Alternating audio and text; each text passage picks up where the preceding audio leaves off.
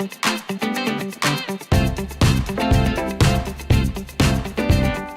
this video, we're going to discover how to solve quadratics by factorising. You should already know what quadratics look like, with an x squared term, an x term, and a number on its own.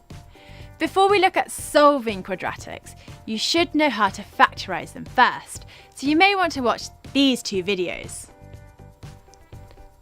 There are a few different ways to solve quadratics. Firstly, by factorising, or using the quadratic formula, or by completing the square. In this video, we're going to look at solving by factorising. You can see how to use a quadratic formula and how to complete the square in these videos.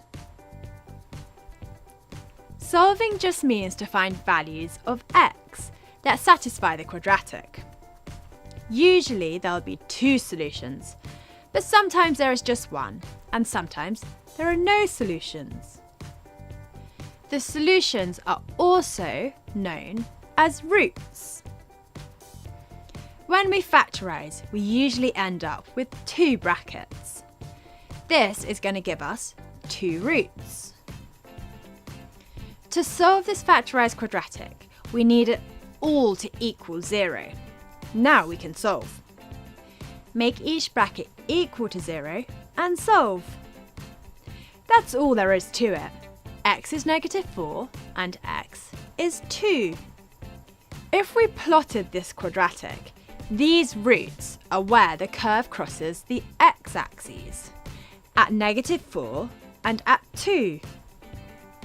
Here are some questions for you to do. Remember, you need to factorise first and then solve. Pause the video, solve the quadratics, click play when you're ready. Did you get them right?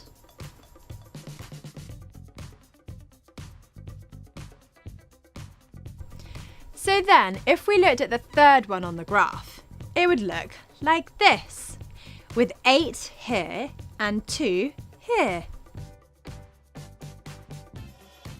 So that is how we solve quadratics by factorising.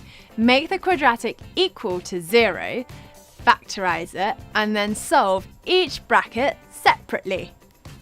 Not all quadratics factorise, which is why we can also solve them using the quadratic formula or by completing the square. Watch these videos to discover how. If you liked the video, give it a thumbs up and don't forget to subscribe. Comment below if you have any questions. Why not check out our FuseSchool app as well? Until next time.